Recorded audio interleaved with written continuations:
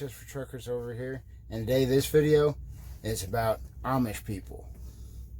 You know, the ones who shun fancy things like electricity. But anyway, so I'm out here in Amish country. I'm in western Ohio and Pennsylvania making a couple deliveries here. And the roads here are super narrow and curvy and hilly and everything. So definitely, first of all, watch out for people riding their bikes, scooters, or walking, and riding their horse and buggies down the side of the road. That's number one. But number two is what happened yesterday. I drove through, I was driving down a real narrow, windy road in Ohio, and it's not even 2 lanes wide.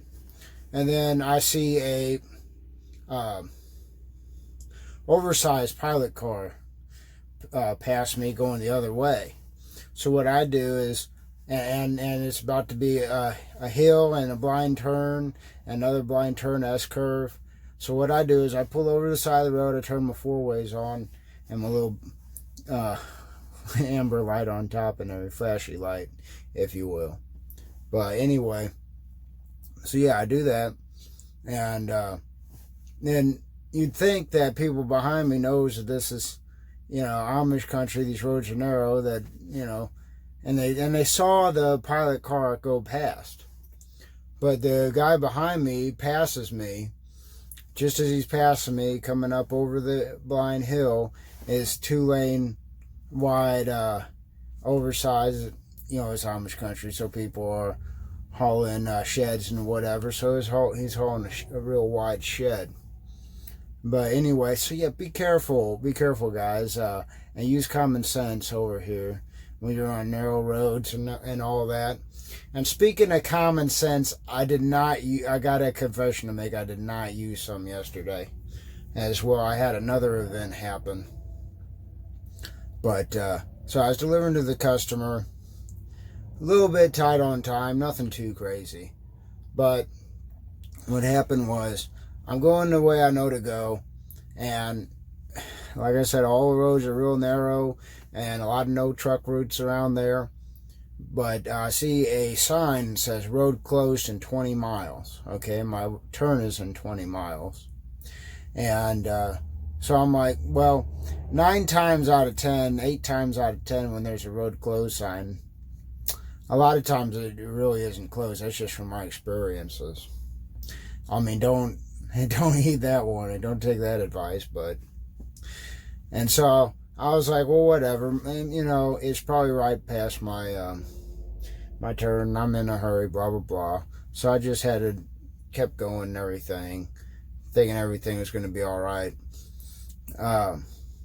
And so right, a couple feet before my turn that I had to make, of course, it was closed. And there was no other way around it, so had to get spun around in a parking lot there and headed out. And I had to look at Google Maps and my GPS and everything, and maps, a map book and everything, triple checked to see if I could take this county road to go around and everything, and it ended up just fine. But that's one thing that you should probably do, that you never know when you're going to have to, so it's just one of those things you do every day, like your pre-trip.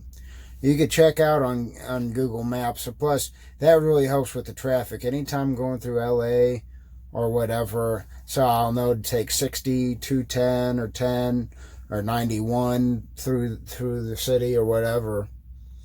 It'll help with traffic. It'll tell you if there's road closures, construction, speed traps, and all that. But don't rely on Google Maps to give you directions, because obviously it's for a car. But, you know, with the whole Waze and everything, that'll really help you out.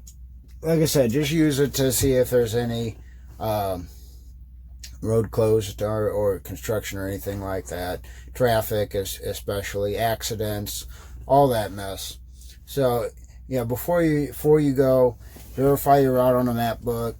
Check Google Maps, see if any of the roads are closed. And that could have helped me down there in Houston. I didn't know I-10 was closed. east of Houston last week, man. That was rough too, trying to figure out how to get around there. So should have known better, but it's something that you guys should do. Make a habit out of it, but like I said, don't rely on it, and just be careful when you're in Amish country for those horse and buggies. It's Maui Tips for Truckers. Have a great day.